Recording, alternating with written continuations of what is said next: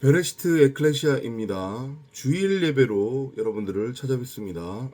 출근하기 전에 녹화 영상으로 여러분들을 찾아뵙습니다. 오늘은 생명나무 강의 140번째 시간으로 요즘 저희가 나누고 있는 그 주제의 연장선상에서 말씀이 하나님이고 예수고 성령입니다. 말씀이 영입니다. 라고 하는 제목으로 함께 나눠 보겠습니다. 정말로 안타깝습니다. 전도자 입장에서 지난 10여 년 동안 맺혔음에도 불구하고 여전히 못 알아듣는 부분이 있다.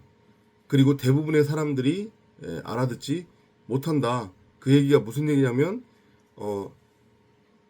말씀이 하나님이고 말씀이 예수고 말씀이 성령이고 말씀이 그리스도의 영이라고 끊임없이 여러분들에게 설명을 해드렸어요. 저의 개인적인 생각이 아니라고 했습니다.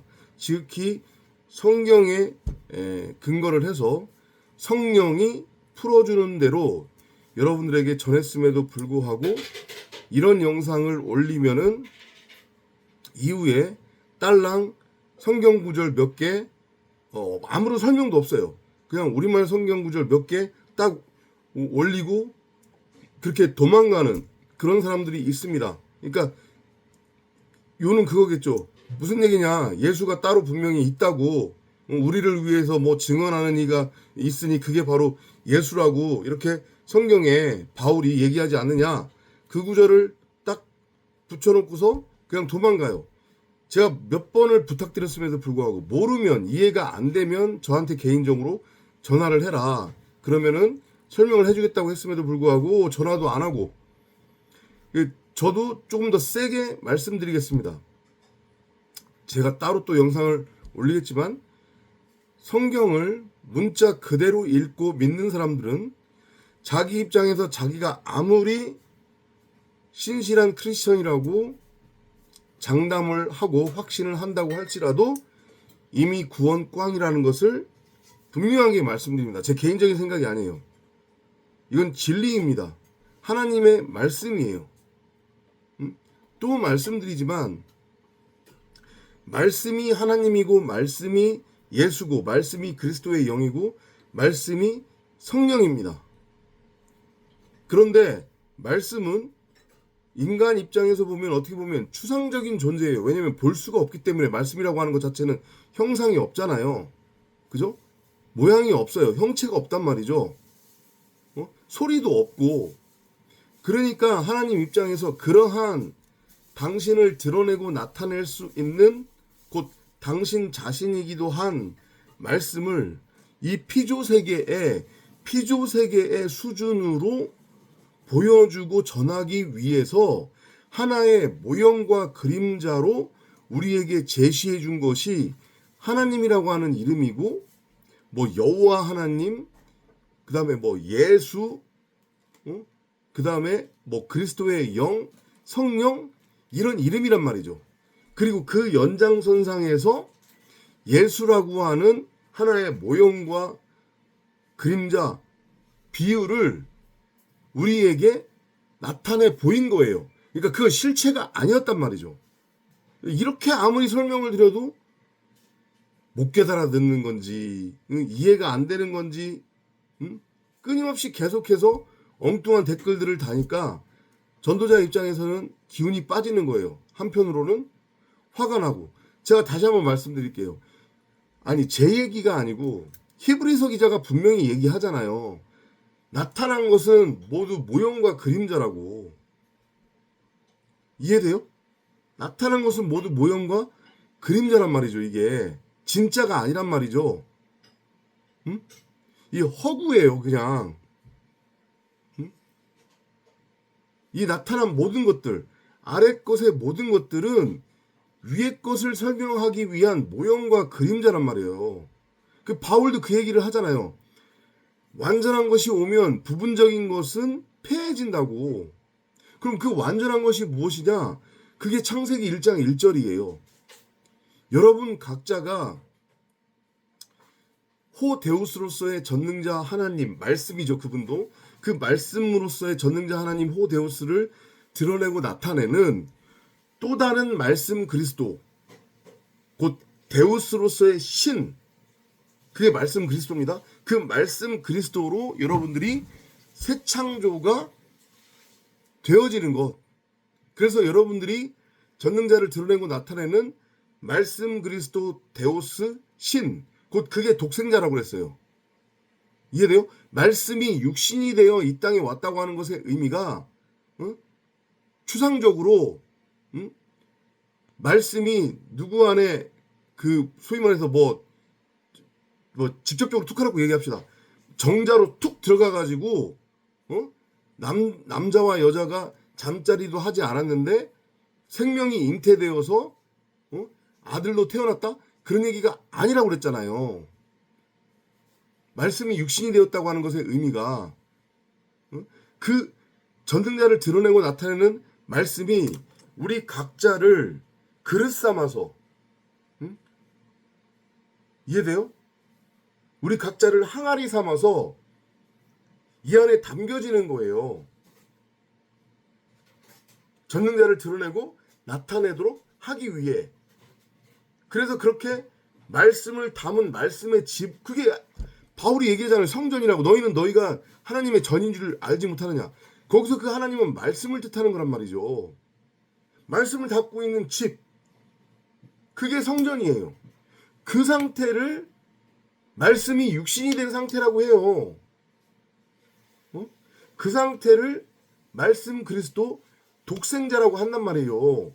그것을 나타난 것, 아래 것으로 설명하기 위해 주어진 것이 예수라고요. 근데 이게 어려워요?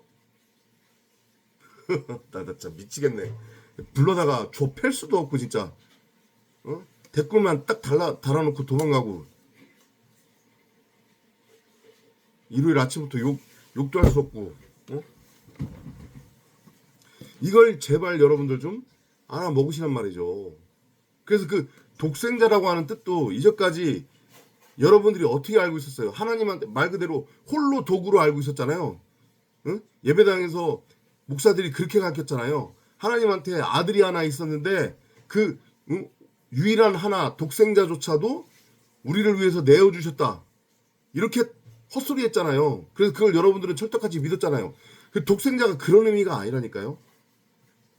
말씀을 담은 말씀의 집, 전능자를 드러내고 나타낼 수 있는 그 상태, 율법하고는 아무런 상관이 없는 율법으로부터 해방된 상태, 그 상태를 성경이 말씀 그리스도라고 하고 그 상태를 독생자라고 부른단 말이에요. 그리고 그 상태를 말씀이 육신이 되었다고 하는 거예요.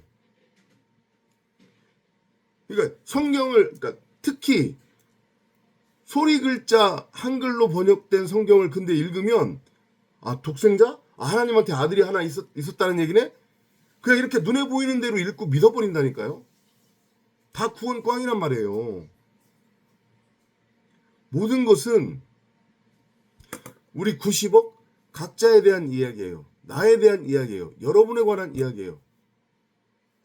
우리가 말씀을 담은 말씀의 집으로서의 성전, 그릇 얘기 계속 나오잖아요, 성경에. 그래서 하나님이 외모를 취하지 아니하시고 마음의 중심을 취한다고 하는 것의 의미도 그건 거예요. 그 마음이 진짜 우리니까. 거기에 하나님의 말씀이 있는 거니까. 다 연결되는 이야기란 말이죠. 그래서 말씀의 모형인 예수도 그 얘기를 하잖아요. 내가 너희들을 신이라고 부르지 않았느냐. 신이라고 부르지 않느냐. 그때 그 신도 말씀을 뜻하는 거예요. 말씀 그리스도 독생자. 그래서 우리 옛 어른들이 헛소리하고 이상한 소리 하면 뭐라고 했어요? 귀신 신나라 까먹는 소리 하지 말라고 그랬잖아요. 그래서 그 신이라고 하는 게 여러분들이 상상하는 어떤 그런 영험한 존재 말하는 거 아니란 말이에요. 말씀 얘기하는 거예요. 말씀. 성경은 처음부터 끝까지 말씀 얘기하고 있어요. 말씀 얘기. 전능자를 드러내고 나타낼 수 있는 이 피조 세계에서 유일한 방법은 언어, 글자, 문자, 말 말고는 없기 때문에 말을 통해서, 문자를 통해서, 언어를 통해서 호데우스 전능자 당신이 당신을 이 피조 세계에 드러내고 나타낼 거다. 근데 그 일을 누구를 통해서 할 거냐? 고양이를 통해서 할 거예요? 개를 통해서 할 거예요? 바퀴벌레를 통해서 할 거예요? 아니면 저 바다 거북을 통해서 할 거예요? 북극곰을 통해서 할 거예요? 아니면은 돌고래를 통해서 할 거예요? 못해요. 그들한테는 언어가 없기 때문에. 유일하게 언어를 자유자재로 사용할 수 있는 존재, 그게 누구냐면 바로 인간이에요. 사람이에요. 그래서 사람을 숙주로 택하사 전능자가 당신을 드러내고 나타내기 위해 그 사람 안에 말씀으로 침노에 들어오시는 거예요. 그게 말씀이 육신이 되었다고 하는 뜻이란 말이에요. 어려워요 이게? 우리 와이프한테 물어봐야 돼. 어려워요? 응? 이 설명이? 어렵냔 말이에요. 왜 자꾸 헛소리들을 하시는지 나는 이해가 안 되네.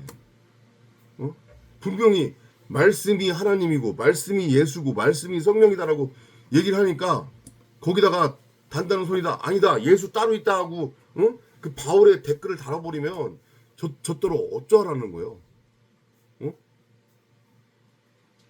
제가 전하는 게 복음이 아니라는 얘기예요? 뭐예요? 제가 분명히 말씀드렸죠. 바울도 우리가 나누는 이 복음을 깨달았다고.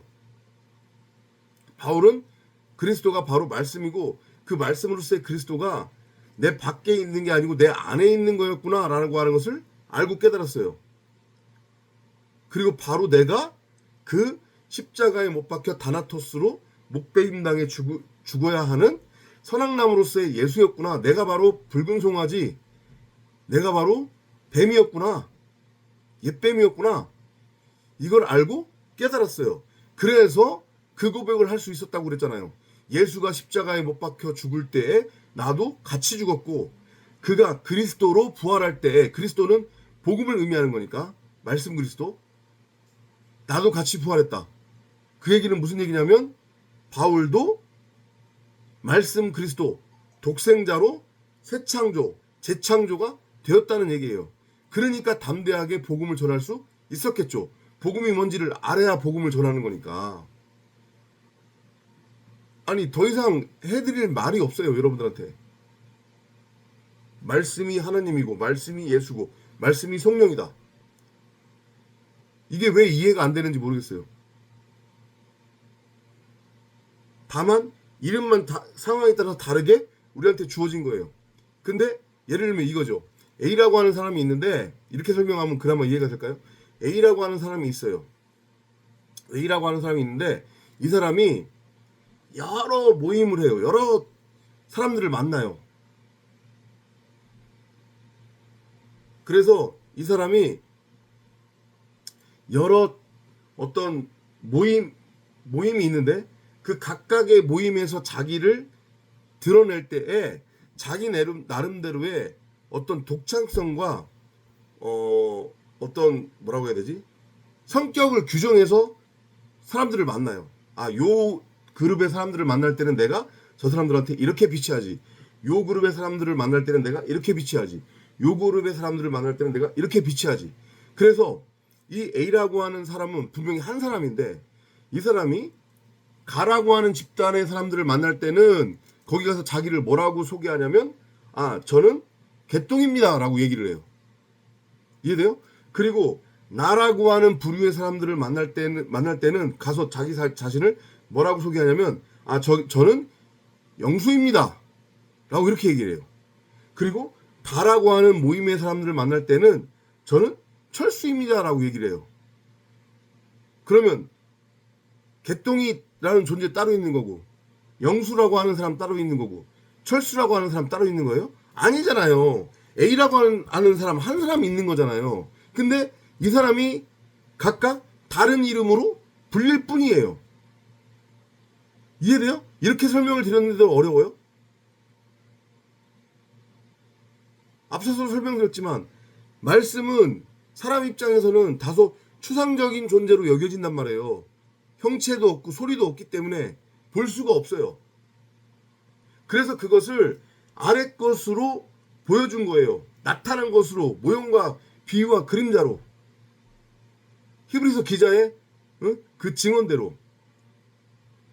그래서 그게 구약시대에는 건물성전으로 우리에게 주어진 거고, 또 문자 성경으로도 주어진 거고, 그리고 이 만물의 돌아가는 이치를 통해서도 우리에게 나타내졌다고 그러잖아요. 바울이 로마서 1장 26절 이하에서.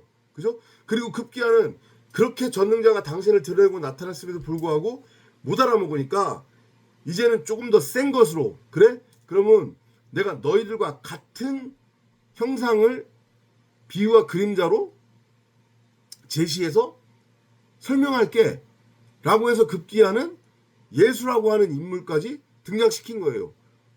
말씀드렸잖아요. 이건 역사적 팩트라고. 2000년 전에 이스라엘 남자들 이름에 7, 80%가 예수였다니까요. 마치 우리로 따지면 철수처럼. 저기 시장 예루살렘 그 시장 한복판에 가가지고 예수야 라고 이름 부르면 지나가던 남자 10명 중에 8, 9명, 7, 8명이 고개를 돌렸다니까요. 자기 부르는지 알고? 그 당시 2000년 당시 이스라엘 백성들한테 친숙한 이름을 일부러 그렇게 선택한 거예요.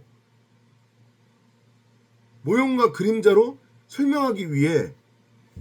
이거 문자도 그런 차원이라고 했잖아요. 이게 하나님의 말씀 아니라고 그랬잖아요. 근데 왜 이걸 자꾸 하나님의 말씀이라고 부르고 이걸 왜 그대로 읽고 믿냔 말이에요. 다 구원 꽝이라니까요. 진짜를 못 부르는데 바울이 그러잖아요. 완전한 것이 오면 부분적인 것은 폐해진다. 그리고 결국에는 남는 것은 뭐밖에 없다? 사랑밖에 없다. 그 사랑이 말씀으로서의 하나님, 아가페를 뜻하는 거니까. 그게 바로 진리고 복음이고 생명이니까. 어떤 형국인지 아세요 지금? 여러분들은? 제가 이 비유도 한참 동안 했었죠. 아파트가 올라가기 전에 그 아파트가 어떤 모양으로 지어지는지를 우리에게 보여주는 게 뭐예요? 모델하우스예요. 그죠? 모델하우스는 진짜 내가 살 아파트는 아니지만 그 모델하우스를 보면 아, 내가 살 아파트가 이렇게 생겼구나. 내가 앞으로 이런 집에서 살게 될 거구나. 라는 것을 우리가 볼 수 있어요. 그죠? 근데 그 모델하우스는 진짜 내가 살 집은 아니에요. 그죠? 그거를 보면서 아파트 구조가 어떻겠구나? 이건 뭐 이렇겠구나? 아, 여기에는 이런 자재가 쓰이겠구나? 이걸 우리가 알 수 있는 거예요. 그리고 그 모델하우스에 따라서 진짜 집이 지어지는 거예요. 그리고 그 진짜 집이 완성이 됐어요. 아파트가 완성이 됐어요. 그러면 입주를 하죠. 그죠? 그러면 입주를 했어요. 진짜 집이 지어져서. 근데 그럼에도 불구하고 여전히 모델하우스에 가가지고 그 모델하우스 바라보면서 아, 이게 내가 살 진짜 아파트지? 그러고 있으면 돼요? 안 돼요? 안 되잖아요. 이해돼요? 무슨 얘기인지? 하나님이라고 하는 이름, 여호와 하나님이라고 하는 이름, 예수라고 하는 이름, 예수 그리스도라고 하는 이름, 성령이라고 하는 이름, 이게 다 아래 것 나타난 것, 모델하우스의 형태로서 우리에게 주어진 모형과 비유와 그림자였단 말이죠. 근데 그거를 여전히 붙들고 있다? 그럼 그 얘기는 무슨 얘기예요? 복음이, 진리가, 하나님이, 말씀이 무엇인지 알지 못하니까 모델하우스 붙들고 있는 거 아니에요. 제 말이 틀려요? 그래놓고 자기 구원받았다고 하면 어떻게 해요? 자기가 알고 있는 게 다이고 전부이고 그게 진리이냐? 감히 전도자를 가리키려고 해요? 답답한 노릇인 거예요.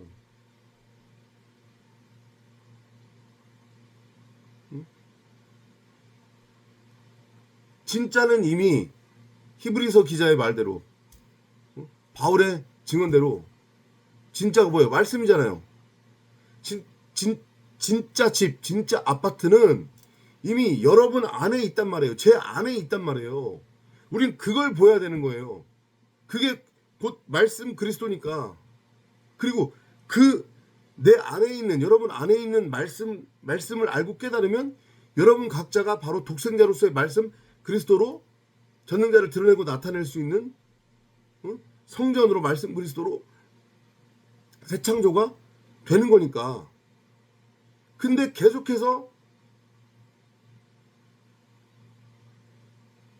내 밖에 있는 선악나무를 바라보고 내 밖에 있는 건물 성전을 바라보고 있고 이 문자 성경이 하나님의 말씀이라고 이거를 붙들고 있고 거기에다가 더 나아가서 이걸 눈에 보이는 문자 그대로 읽고 믿고 있으면 평생 말씀 복음 진리가 무엇인지 알고 깨달을 수 없어요. 구원 꽝이란 말이에요. 구원 꽝이라고요. 죄송한 얘기지만. 그러면 어떻게 해야 된다고 했어요? 누구 말 맞다나? 우리 와이프 말 맞다나? 제 말이 어떤 말투나 이런 게 여러분 입장에서 좀 세서 듣기 거북하다. 못 고쳐요.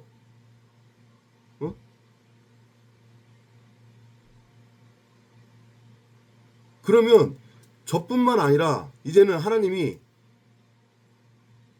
아주 많지는 않지만 어쨌든 그럼에도 불구하고 저와 똑같은 복음을 전하는 전도자들을 세우셨다고 그랬잖아요. 지금도 이제 세우시고 계시고, 그죠? 여전히 아직까지 손에 꼽힐 만큼이지만 어쨌든 있어요. 유튜브 찾아보면 제가 예로 몇 사람을 얘기했었죠. 그 전도자들하고 저하고는 알지 못해요. 만난 적도 없어요. 근데 우연히 그들이 전하는 복음을 제가 들었어요. 그리고 저는 확신해요. 그들도 제가 전하는 복음을 지금 듣고 있다고. 왜냐하면 한 영이 역사하는 거기 때문에. 그래서 그들이 전하는 복음을 듣고 있으면 제 마음이 편해요. 마음이 편해져요. 그리고 고기가 절로절로 끄덕여져요. 그러니까 그런 사람들, 그런 전도자들이 전하는 복음을 찾아서, 그런 전도자를 찾아서 끊임없이 여러분들 자신한테 들려주란 말이에요. 그래서 여러분들의 그 육신의 생각, 허구로서의, 진짜가 아닌 허구로서의, 환상으로서의 여러분들의 그 육신의 생각, 사람 생각이 다나토스로 십자가에 못 박혀 죽어야 된단 말이에요. 그래야 들려요. 이 복음이 들리고 그래야 이걸 눈에 보이는 문자 그대로 읽고 믿지 않게 된단 말이에요. 여러분들이 읽는 창세기 1장 1절과 제가 읽는 창세기 1장 1절이 다르다니까요. 문자적으로는 한 문장인데 여러분들은 여전히 창세기 1장 1절을 하나님이 우주 만물 최초의 생물학적 인류로서의 아담과 하와를 창조하셨대. 여러분들이 이렇게 읽고 있죠.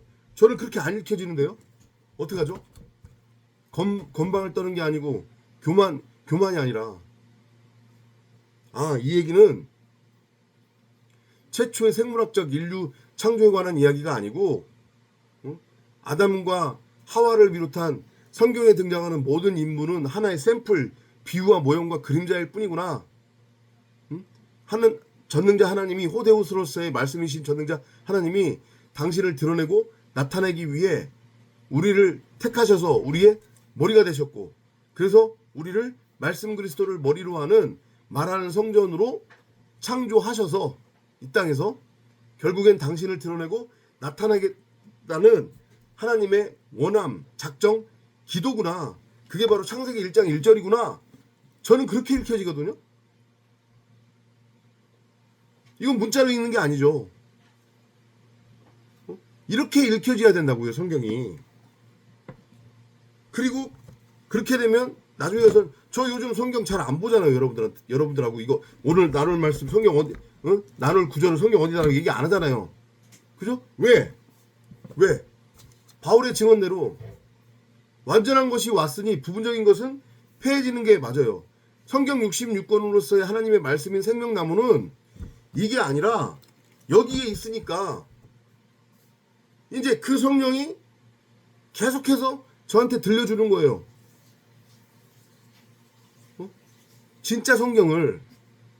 이건 비단 저한테만 해당되는 일이 아니라 여러분 모두한테도 해당되는 일이라니까요. 여러분 안에 성경 66권으로서의 하나님의 말씀인 생명나무가 지금 보화로 감추어져 있기 때문에, 그래서 여러분들을 밭이라고 그러는 거잖아요. 여러분들의 그 율법적 육신의 종교, 안목의 종교, 이생의 자랑의 그 눈, 문자 성경 그대로 읽고 믿는 그 눈, 육신의 종교, 안목의 종교, 이생의 자랑이라고 하는 그 모든 여러분들의 소유를 다 팔아서 그 땅을 사야 될 거 아니에요. 그 보화가 감추어지는 그 땅을 사야 될 거 아니에요.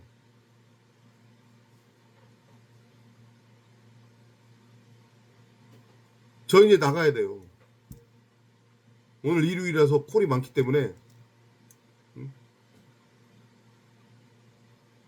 자, 무슨 얘기인지 이해되시겠죠? 결론입니다. 오늘의 결론 다시 한번요. 나타난 것, 우리가 눈으로 보는 것은 진짜고 전부가 아니다. 이건 모형과 그림자다.